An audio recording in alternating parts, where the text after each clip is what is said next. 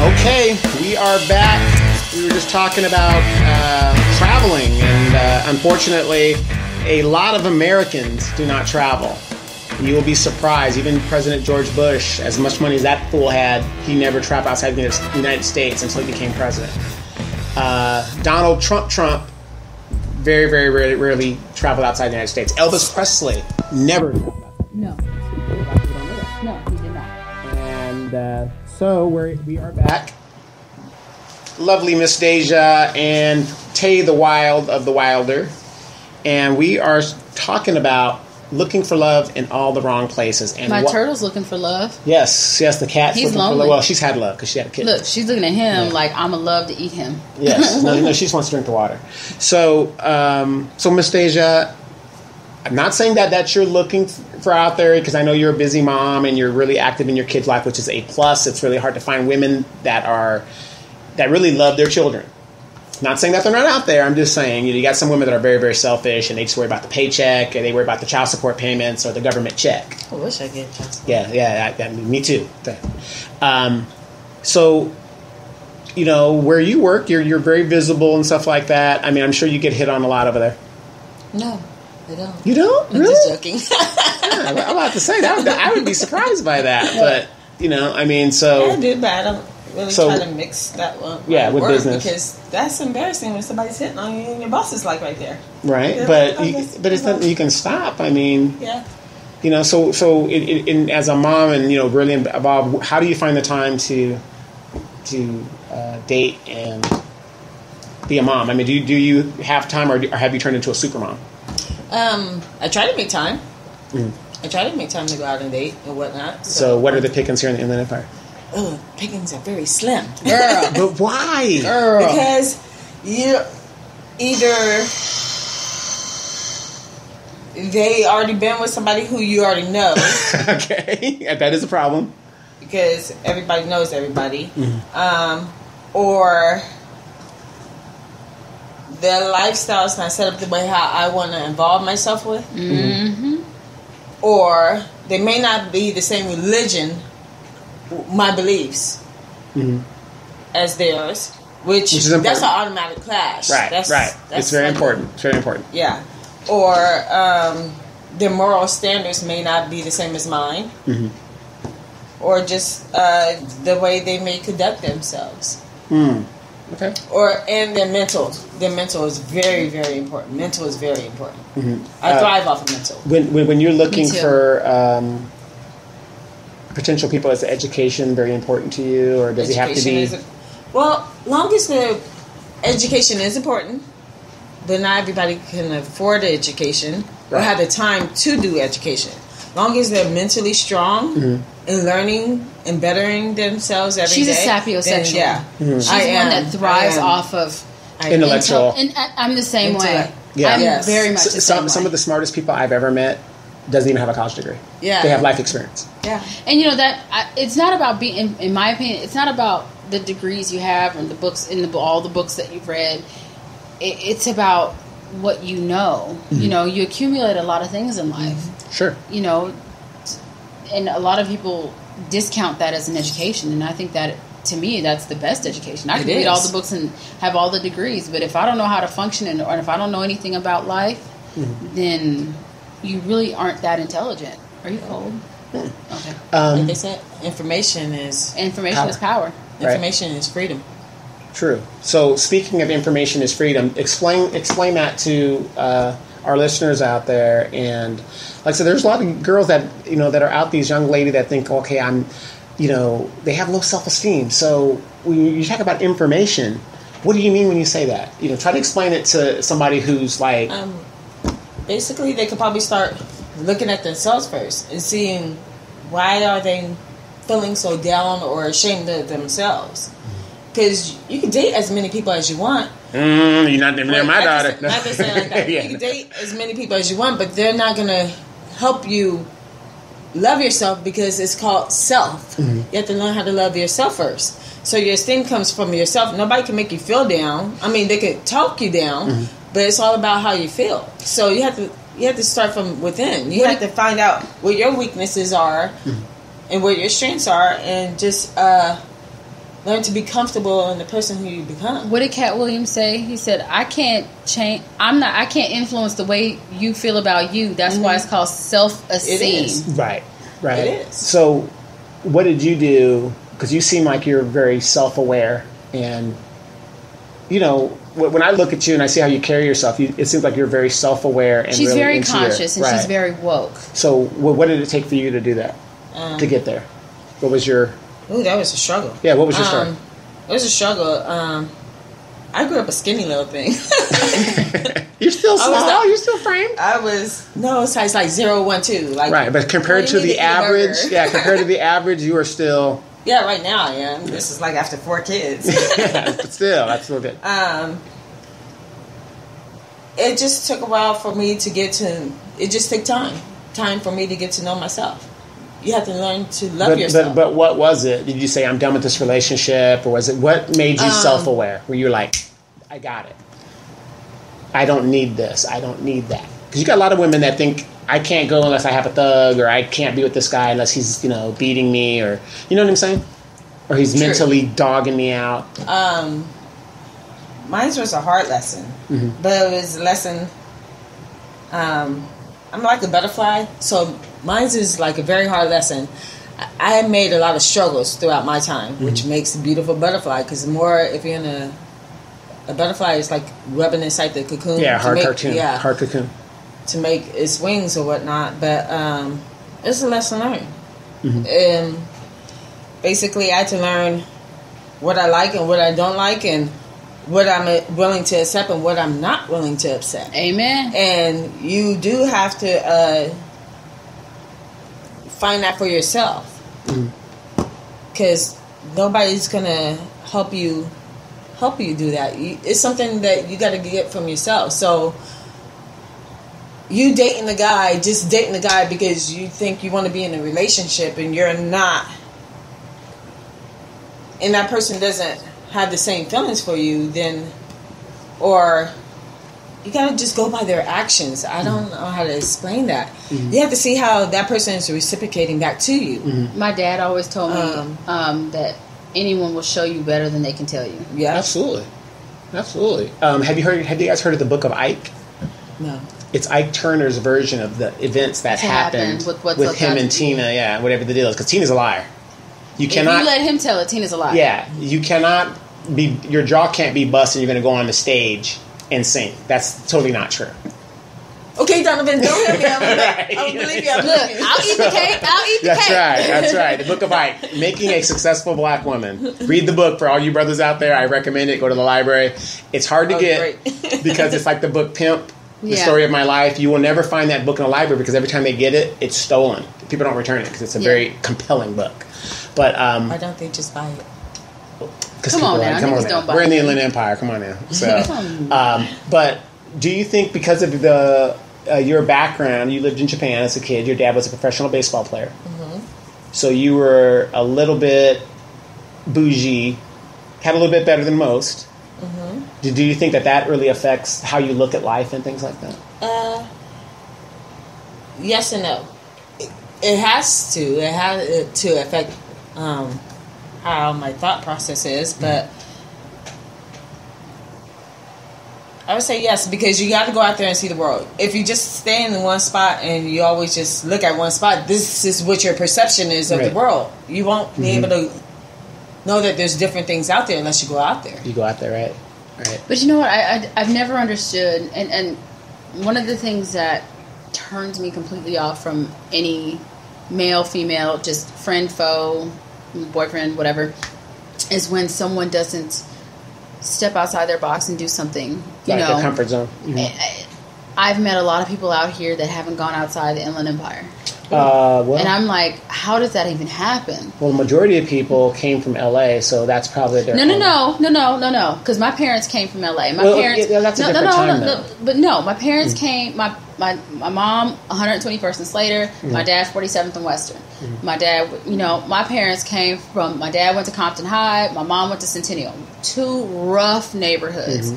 I grew up on. I was raised on 88th in Manchester. until my parents scraped up enough coins to move to Bellflower. And remember Bellflower back in the day? That was like, woo! And Riverside back in the day, remember, that was high fluting. Right. Yeah. Moving out here, wow. I lived out here. Everybody was like, where did you move to? Moreno Valley where? Where's Moreno that? Valley Where's where? that? Moreno Valley where? Moreno Valley. Riverside. Riverside. Oh, You just said I heard about that. Riverside. We just live in Riverside. It's just one of those things where a lot of people, and I do think that sometimes it's a lot of closed-mindedness when it comes to travel, because I think we think that we can't do these things. We can't go nowhere. We're always afraid of what is portrayed to us and what's given to us, what's feeded to us that's in the news. And I keep telling people, don't let the news dictate your whole universe, because there are so many things outside of Riverside County, outside of LA County, outside of California, outside of, just go take a trip, go up north, hit the 5, go up exactly. north. Well, you bring up a good point, because when you talk to the average black person and you say, wow, have you been to Nigeria? Have you been to Iberia? It's jungle. Because they've been indoctrinated. Because you notice on American TV, they never show. Yeah, they never show the real Africa. No, it's and Africa's gorgeous. You think it's like third world, right? And Africa is not. And it's not. And it's really sad because these people call themselves African American, which I don't call myself African American. But if you're going to call yourself that, why don't you know about the place that you profess to come? And it's you get more ignorance from I don't know about Africa. Well, I tell people if you've never been outside the country, if you've never vacationed, like my parents in the beginning, they came from the time where they road tripped, you're from Mexico, and you go sit on the wagon, and it has the Ensenada. Right. That was the vacation, and then people. Right. But I have family up north, so we would always road trip up north, and then we would take vacations here and there, here and there, here and there. Now my parents are world traveled, and I think a lot of it was because as they got older, their children got older, and then I was like, oh, I'm in the military, so I'm over here, come visit me. They were like, oh, well, it's time for us to step outside our box. And was it difficult for my parents? Yes, because my family as a whole, we do vacations together. We vacation together, and I mean, it's not just my immediate family. We talk about my uncles, my cousins, day girlfriends, best friends, baby mamas, cousins, and all. We roll deep. So when we all go together.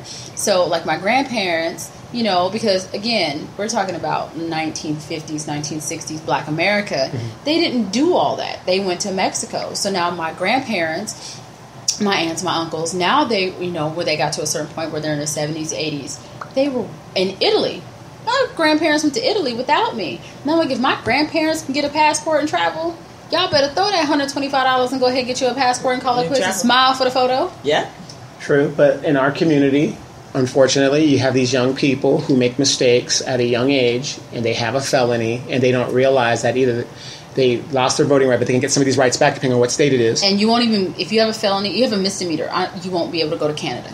Right. Canada won't, if you have any drama behind you, Canada will be like, well, girl, it was really cute for you to show up, but you're going to have to turn right back around. Canada don't play no games at all. They don't want no troublemakers whatsoever. Then why won't they take back Justin Bieber? We've tried, but they said, like, look, that's y'all's problem now. Y'all brought him down here, y'all keep him. It's all about perspective, though, too. Okay. Just like how you said about the vacationings and the spots, some people may spend their money on buying some Air Jordans or a purse or whatever instead of doing a vacation. But that means our priorities are messed up. I'm a part of a Facebook group, and it's called Black Travel Movement. And I love this Facebook page. So even if, you are part Black, whatever, if you are one that's a traveler or even want to travel and you just need inspiration to do it, Black Travel Movement on Facebook. I've seen them before. They have a website. They have everything. They do a lot of group vacations. So if you're one that's my girlfriend Santi is a solo traveler. She don't need nobody, and she'll be like, oh well, she's a beautiful free spirit, and she's always in and out of. She's in New Orleans, and she's always in and out of. She's like, oh well, I'm in Cancun today, and she's like, oh, I'm in Finland now, and I'm over here. She's just one of those. She can travel, and I'm like, good for you, good, because we had this conversation. Was it yesterday? Yesterday. Life is short. Not guaranteed. Life is too short. Get out there and get a passport card. Go to Mexico. But as women, why don't we teach that to our children so that they have a perspective of, I don't care if you're from, the ghetto, whatever it is. Like I said, you can get on the bus and go to Vegas. You can take your kids to to San Francisco. It's hard to teach something that you don't know. Right. Mm-hmm. It's hard to teach something that you don't know. Right. Because all I see is these kids right here from Moreno Valley. The farthest they've ever been is Presley Center. Yeah, Ooh. And that's sad. And they're walking right in there, and you're thinking, well, you can't teach your children any better than that. And, I have, family that loves to go to Vegas, and that, Vegas when I was growing up, I showed you all my little pictures when I was a little kid. Mm-hmm. I was in circus. But we had homes in Vegas, so we would travel from here, we'd go to Vegas. But, for a lot of people, Vegas was it. And I was like, that's cool. And then, my uncle was like, okay, so what's next? And now it's like we're in because black people don't ski. I think you need to meet my cousin Paige, right? Because she's all up and through Mammoth. She goes to Mammoth as much as she can, right? And she does, and I think we need to stop putting ourselves in these little bitty boxes and thinking that we're always supposed to be this or supposed to be that. When yes, we can ski, we can do extreme sports, we can do bungee jumping, we can go cliff diving, we can do skydiving, we can do all these things. If we stop putting limitations on ourselves, and because of, black people don't do that. Oh, yes, black people do. Black people do like fine dining. We do, like other things besides going to museums. We like, going to wineries and doing, going to Napa and all that. But our problem is, and unfortunately, 70% of all black women are raising the children in general in our community. But that comes back to, we would have to rewind back to the, the 70s and the 80s. Where the problem started. Where the problems actually started when they bring in drugs. Yeah. Right. But here's the thing, though. But when you start to fragment a family, and I've had this conversation with other people, and I started to get a little, I'm like, look, I'm going to need y'all to just shh. But, when the government decided that they were going to go ahead and just FedEx us some drugs and be like, well, y'all figure that out. And then Bill Clinton came in with the mass incarceration and things that didn't help things. So now you've added drugs, which is taking men and women out of the home. So now you have grandparents raising babies. And then you turn around and now you've added mass incarceration, and then California with the 3 strikes law, and now you have people having life sentences off of stealing ice cream, stealing a pizza or stealing a lollipop or stealing a purse or stealing formula for their babies.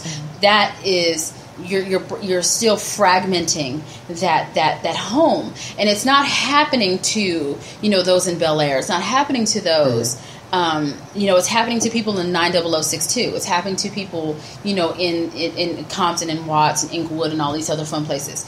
And then you have, and that's why I was shocked when so many black people were like, "Oh, we're pro Hillary." I'm like, Did you not see what they did? Y'all just conveniently forget that her husband was the one that locked up your daddy for having a half ounce of weed? They're not awake yet. And I'm like, I'm gonna need y'all to sit up here and take a step back, take a breather. But there's a lot of these moms out here that don't want to wake up.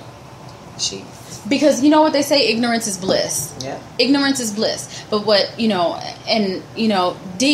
of all people, I think she helps me kind of put a bunch of things into focus. Idea. And I do agree that there's a lot of things that we as black people can do to better ourselves. Because and I'll speak on 444 when Jay-Z said, what's better than throwing money away in the strip club? Credit.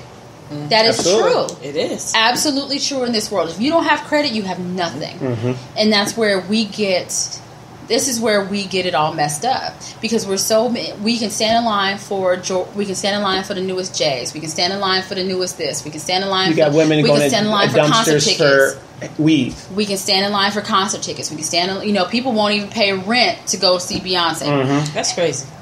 Yes. But they're doing it. But you won't take that money and apply it towards a CD, a 401k. You won't put that towards an IRA. You won't put that towards a savings account. Everyone has a rush card or a checking account. A rush card, but can't have a checking account because you've jacked up your credit to where you can't even be with an established bank. Okay, question. These young girls, you have a daughter, you're raising children yourself.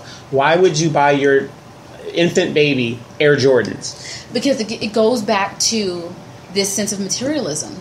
But we produce nothing. But that's the thing. A lot of people get the game messed up. You can't be hood rich and think that you are on the same level as these people living over in Bel Air. It doesn't happen. It doesn't happen. You have to stack your coins, work hard, grind until you get to where you elevate your status. On YouTube, there's a young lady. She was on there, and they had asked her specifically, there's nothing wrong with you. You're young. You're not disabled. You don't have why are you on welfare?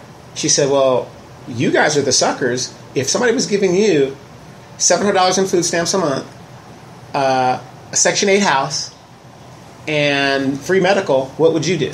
Okay, I'm about to dime my family out, but let me tell you something. Okay, so my aunt, she was a very nice lady. She lived off the system her entire 60 plus years of life. I've got on. She never worked. No, I take that back. She worked up until she had her first child. Mm-hmm. And if I'm 39, he's about 37.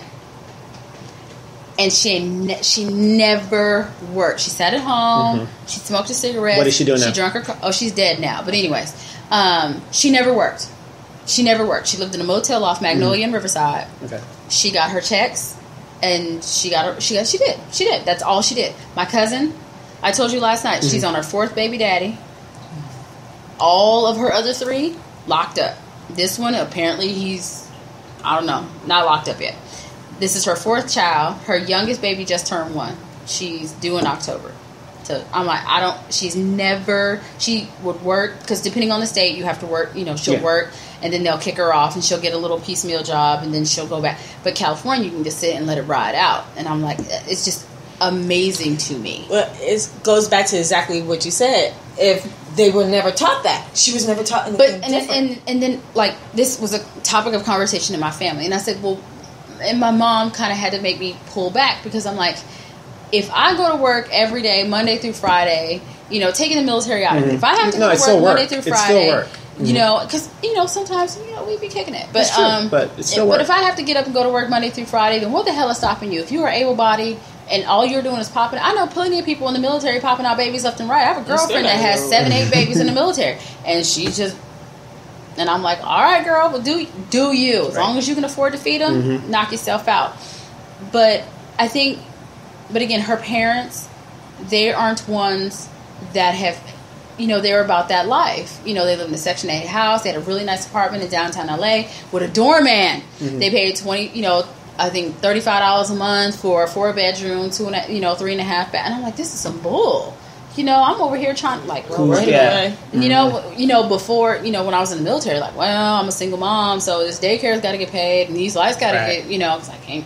But I think a lot of people get comfortable, but then that's where we have this tug of war in our society about, federal assistance on it of any kind. Right. Where, you see the lady in England that has 8 babies, and she's doing it all on the NHS, and they're paying her, and the government finally said, and the government said, girl, well, look, here's the thing. We're done. And I saw a bumper sticker when I was in Georgia. When I was stationed in War, and I was going out the gate, I was going out Russell Gate, and I saw this bumper sticker, and it says, the federal government is not your baby daddy. And I took a picture of that, and it took me out, first of all, because I had to pull over. So I said, that's funny. And I was like, well, you know what? God damn it, you're right. You're right. The government is not your baby daddy. And I understand that people need assistance. Sure. No, and there's nothing wrong with assistance. Because sometimes, and I know a lot of military people are on federal, food stamps. And a lot of people don't understand. It's not poor people. It's not just poor people. Oh, I don't want to work. Oh, I'm just up here and let the government be my... There's a majority of those people that are on food stamps are military families, and a lot of people don't understand that. They're on WIC, they're on food stamps, because one, the military life is not a high paid life at all. You are paid bub kiss up until you hit E5. That's when you like, hey. And even that is still, but even still, E5, that's a good pay jump from senior airman staff sergeant. It's a good pay jump until you come to California or Hawaii. You're like, wait a minute, I can't afford that. Wait a minute, now I'm sitting in the corner. If you were in Alabama or something, you're living good. But again, but again, the stigma of, well, they just gonna give me free money anyway. We need to, as a community, kind of take a step back and look at the Hispanic community, because they will rally around each other in a heartbeat. They were like, look, we don't need none of y'all to do nothing for. Better than that. But the Asian community. We will have our own stores. We will hire our own people. We will do everything within That's what the Asians do. us. They don't even compete in government. Asians, Jews, everybody but black. Everyone but black folks. Everyone but black. Now, why is that? But even if you go to like Muslim communities or Pakistani communities or even Persians, you want to talk about Ray Roll Deep and Die Hard? You can find every type of ethnicity down in LA except from a black LA. Right. You have Koreatown, you have Little Saigon, you have Chinatown, you have Vietnamese, blah, blah, blah. You have everything. Where is Blackville? There is none. Because the problem is our dollar is not going back to us. But the problem is we spread out our see dollar. each other as competition, not as allies. Yes, exactly. And we're so competitive. We're they put so it so ridiculously and that's the thing. I don't see Deja as my competitor. I don't see, because we're in two different lanes. We're in two. We're in two different. We have different goals. We have different mindsets. Right. We are going. It's not a competition. What are we trying to one up each other for? You know what I'm saying? And that's why I don't understand black people as a whole. What? We can still uplift each other and still move forward together. Okay. Well, now even it's gotten so bad that the men and women were either competing. Yeah, men and women are competing. Well, you don't see no other race competing like how black men and black women are. Because, and this is my opinion, black women have bought into, girl, get your own. You don't need no man for nothing. You need to do that. But it goes back to this, because once you started fragmenting the home, we had to. Yes. Because think about it. I agree. But even your be strong to take care of those. I'm not trying to put your mother on blast, but your mother is a strong woman. She Very is. much so. Very much so. But if she didn't have that strength, that intrinsic motivation to propel herself forward and to be the woman that she is, she'd probably be doing what? Nothing. No, she said she'd probably be out there doing her thing. But I mean, living that life. But I'm just saying, even if you do your Hostro or you do your Kardashian thing, or you the Instagram model, as long as you stay in your lane and you focused on you and what your end game is, do that. Propel yourself forward, but don't sit up here and try to take down other people because you feel that they are competition. If you are comfortable within yourself and how you market yourself, then bitch, you can't see me. Right. So, as single ladies, where do you guys go to meet young gentlemen? Right now, plentyoffish.com, and that is a disaster.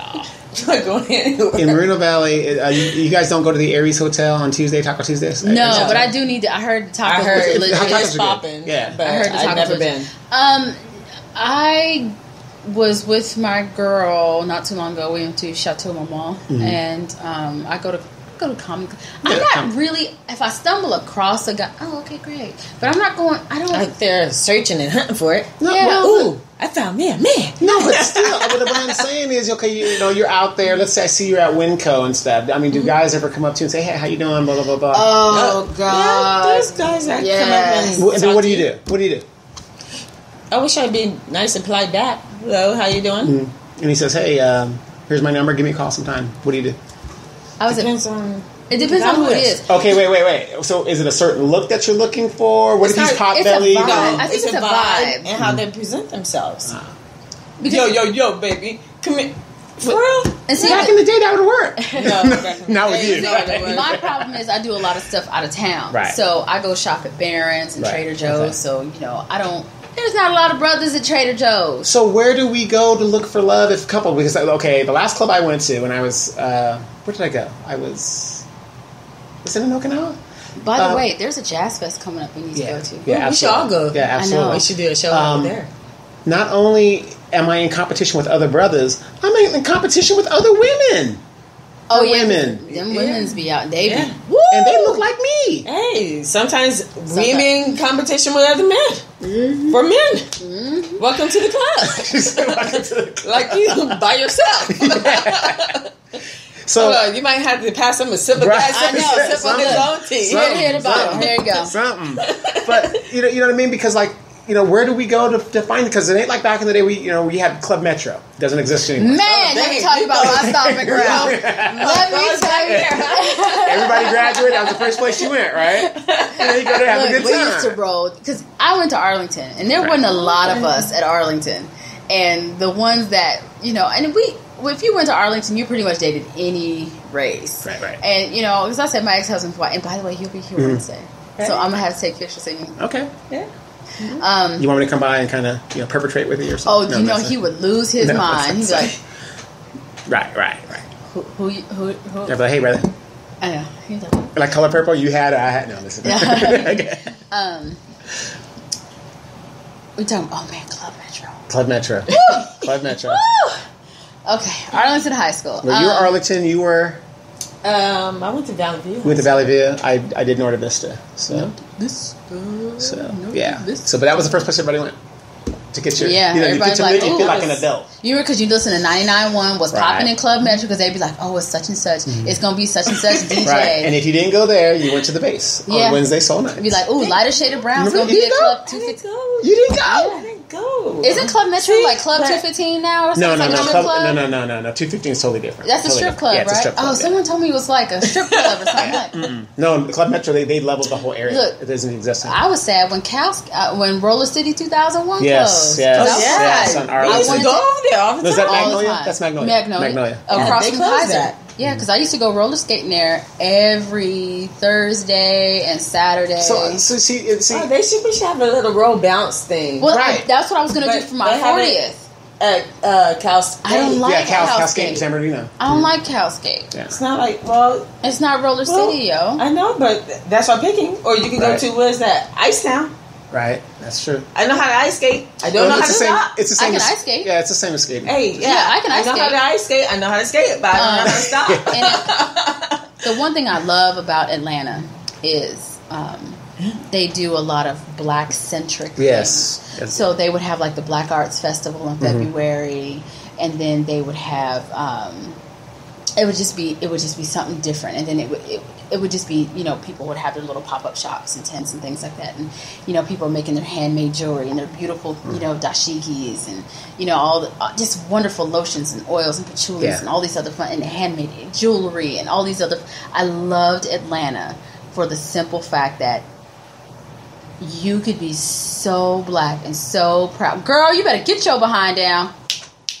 See? She knew she was wrong. We're talking about my cat, I'm sorry. I loved Atlanta because of how just unapologetically Black that city is. And they don't give a damn. There'd be white people in Centennial Park, with their Black Love t-shirts on, like, oh, really, girl? Is this what it is? And then we be done and go to Ruth Chris. It's I love the vibe of Atlanta. Where you have a vibe here. And I wish because the thing is, we have like Taste of Soul, and then like there's another Black Arts Festival that keeps getting canceled. But wait a minute, though. Wait. We have an African American coalition right here in Moreno Valley. Where? What do they do? What do they do? Talk to your girl, Denise Fleming. No thanks. So, like my cut, we should do something like that.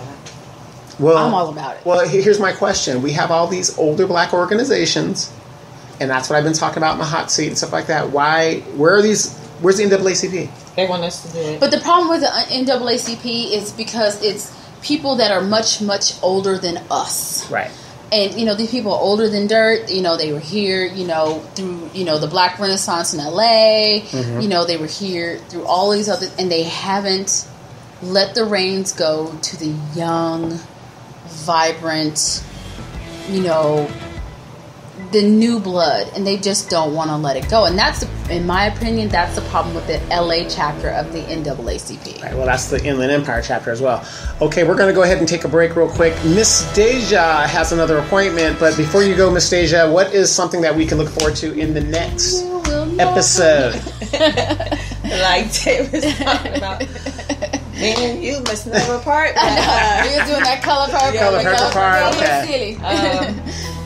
Hopefully we'll get on some other topics, maybe have a guest or whatnot, or maybe we could do skincare, healthcare. Maybe getting together to work out. That Melanin Rich is a beautiful thing. You guys follow us on Twitter. We also have a Twitter and an Instagram is called Beauty and Melanin. But hashtag Loving the Skin I'm in. Loving the Skin. Let me do that. Okay. So, we're gonna continue that, but you guys have the things for your own apps and stuff like that. We're going to be getting the app to go very soon. So yes, be don't ready forget for that. we have the IE Informer IE Twitter. Informer. Yes, my personal Twitter. I don't know what it is. My personal Twitter at Scorpio19. Scorpio19, and we're going to keep this subject going, and because I really want to talk to you about your Afrocentric leanings and your pro-black power. Side. Let's do it. Yeah, so we're going to do that. So we're going to take a break real quick, pay some bills, and we're going to be right back with Tay the Wild Wilder, because we want to talk about her ex-relationship coming in town and seeing how that's going to work out. All right? We'll be right back.